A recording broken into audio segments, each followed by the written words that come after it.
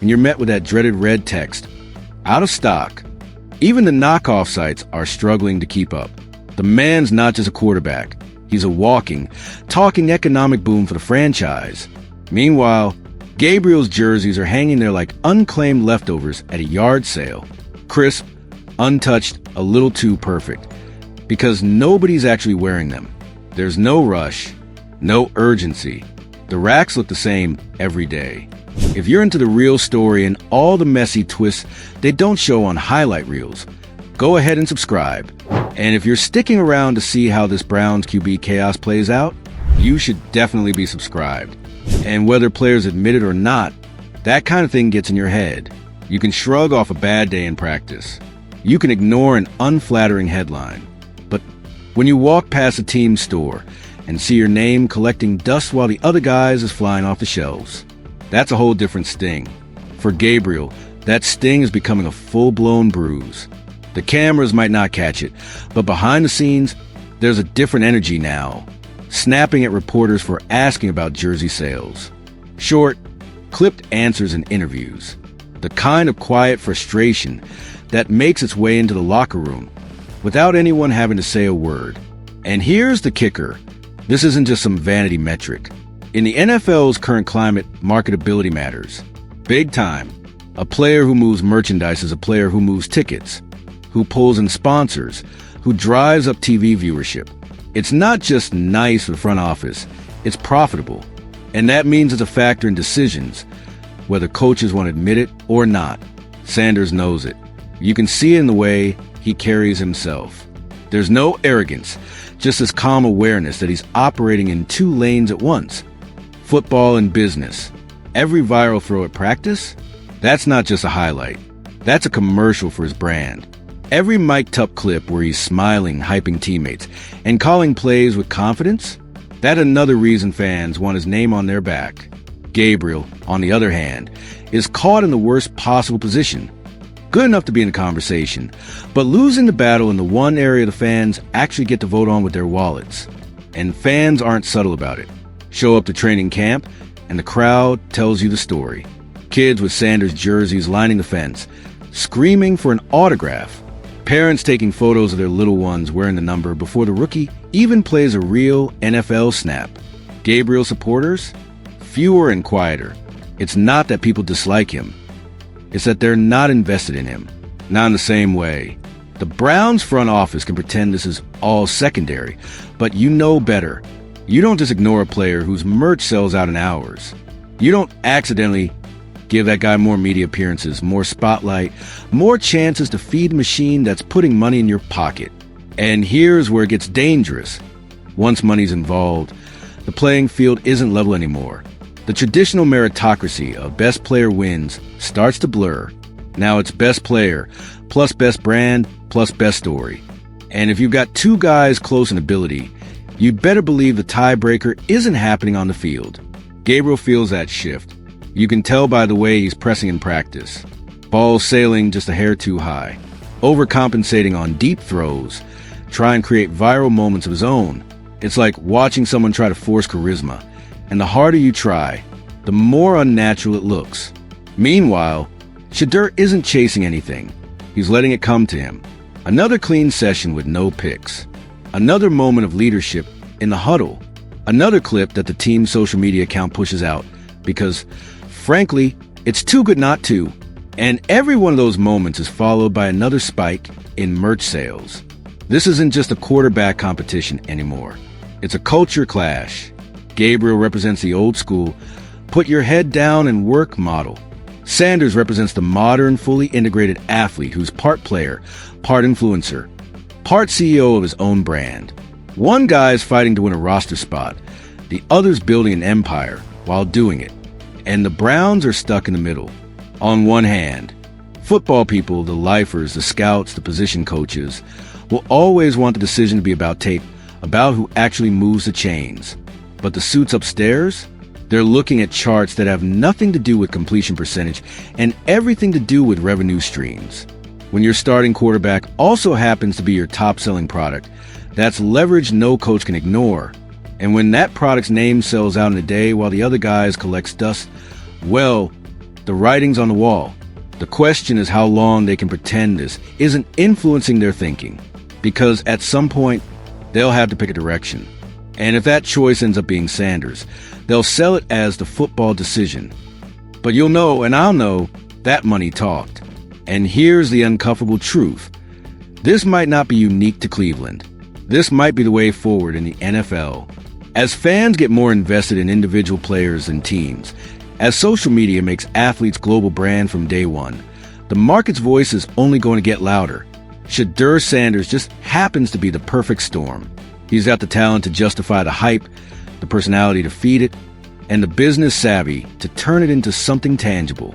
Gabriel's caught in a fight he didn't sign up for and probably can't win. The scoreboard in this battle isn't on the field. It's in the pro shop. And right now, Sanders is blowing him out. Once jersey sales became the unofficial scoreboard, the tension inside the facility shifted from a low hum to something you could actually feel in the air. You'd walk into the locker room and see the separation without anyone saying a word. Sanders at one end, surrounded by rookies, wideouts, and defensive backs who love being around him. Gabriel at the other, mostly keeping to himself, headphones in, maybe one or two quiet conversations with the linemen. It's not open hostility. It's worse than that. It's distance. In a football locker room, silence can say more than yelling ever could. And the silence around Gabriel started getting louder. The media doesn't help. Every time Sanders throws a good ball in practice, it's clipped, captioned, and shared across every platform before the session even ends. Gabriel might have a decent day, but it's lucky to get a 3-second mention in a post-practice recap. And players see that. They see who's trending, who's getting calls from production crews, who's got camera guys tailing them before walk-throughs. It changes the way people interact. Receivers who are fighting for a roster spot are starting to run crisper routes for Sanders. Not because they dislike Gabriel, but because they know a highlight from Sanders will get seen. And in camp, visibility is currency. Sponsors notice too. A few of the Browns' smaller local partners have started reaching out to Sanders' team directly, asking to feature him in ads without even bothering to route it through the franchise first. That's where things get tricky, when marketing is going around the team entirely. In old-school NFL thinking, the player's brand should run to the team's brand. Sanders flipped that script, and now there's a new question. What happens when your quarterback star power is bigger than your logo? Behind closed doors, the coaching staff is getting hit with pressure from both directions. Position coaches keep pushing that practice performance should be the main factor. But upstairs, the execs are asking subtle questions like, what's the quarterback rotation looking like for the televised preseason game? Translation: put the guy people are tuning in to see on the field more often. Even the reps in practice are getting political. You can see the staff try to balance things out, giving Gabriel enough snaps to keep up appearances, but giving Sanders a higher visibility periods. The ones of the first-team receivers, the 2-minute drills, the red zone sets. If you're Gabriel, that's a nightmare. You can't win perception battle when you're not even getting the most watchable reps.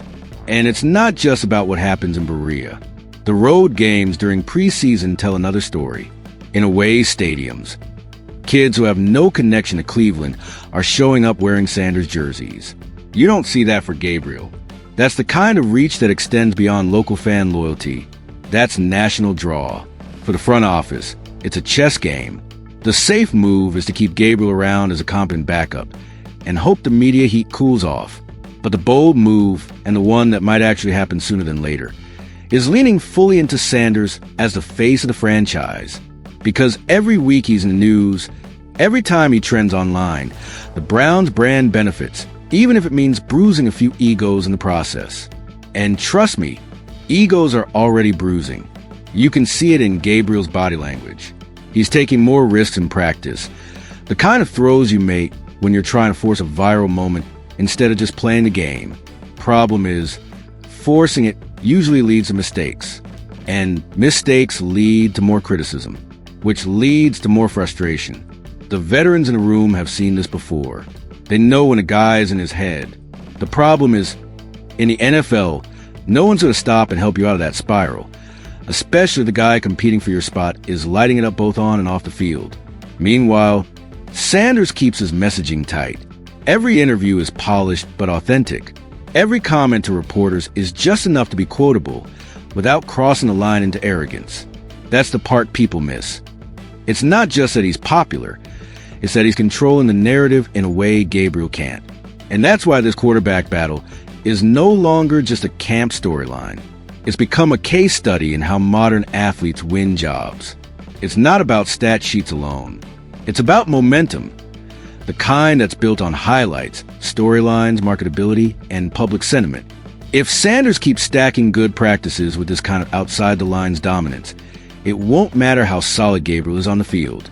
The court of public opinion will have already made its decision, and the front office will follow, not because they're pushovers, but because in today's NFL, ignoring the money is ignoring the game. The truth?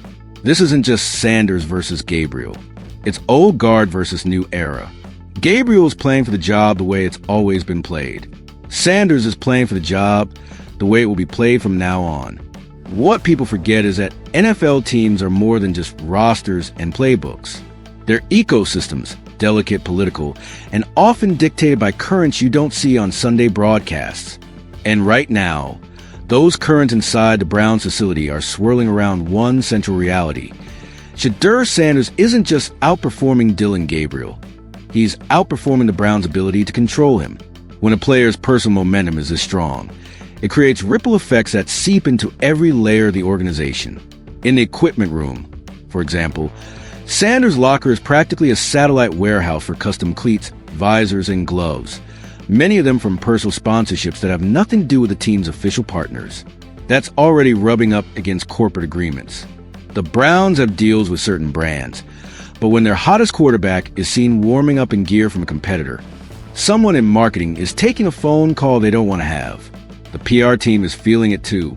Every week, they have to decide whether to feature Sanders more prominently on the team's official channels, which drives engagement but risks making Gabriel irrelevant. And here's the thing. Once a player disappears from the official feed, the public starts to assume he's irrelevant on the depth chart too. That's a perception death spiral for Gabriel, and the Browns know it. But perception isn't just a fan issue. It's seeping into the meeting rooms. Teammates don't live in a bubble. They see who's being talked about, who's being marketed, who's the first name mentioned when national reporters show up to camp. That seeps into how guys respond in the huddle, how much extra they'll give for a quarterback, and even how vocal they are in film sessions. A QB with buzz gets more buy-in. A QB without it starts to feel like a placeholder. Coaches hate this dynamic. They want performance to dictate respect, not headlines. But here's the ugly truth. Once the business side tips in favor of one guy, football purity goes out the window. Executives start thinking in terms of total value, and total value includes every jersey sold, every season ticket moved, every extra minute of national TV coverage. Right now, in every one of those categories, Sanders is burying Gabriel. This is where the psychological gap starts to widen. Gabriel came into camp thinking this was going to be a straight meritocracy. Throw the best ball, run the best offense, win the job. That's still the official company line. But everyone in the building knows that's not the full equation anymore. The human brain is wired for patterns, and the pattern here is clear. Sanders makes noise. Gabriel doesn't. And in a sport where momentum is everything, silence is deadly. The front office is split into factions over it. One camp insists this is exactly why you can't let marketability dictate football decisions. Because once you start down that road, you're essentially crowdsourcing your roster to public opinion. The other camp counters with the money math. Sanders' presence is already paying for itself. So why delay the inevitable? From a pure numbers standpoint, every snap he takes is both a football decision and a business investment. And that's where the tension inside the building gets personal.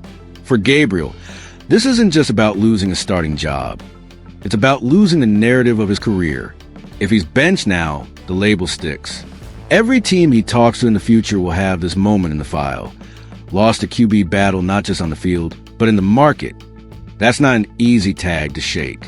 Meanwhile, Sanders knows exactly what's happening, and he's leaning into it. He's doing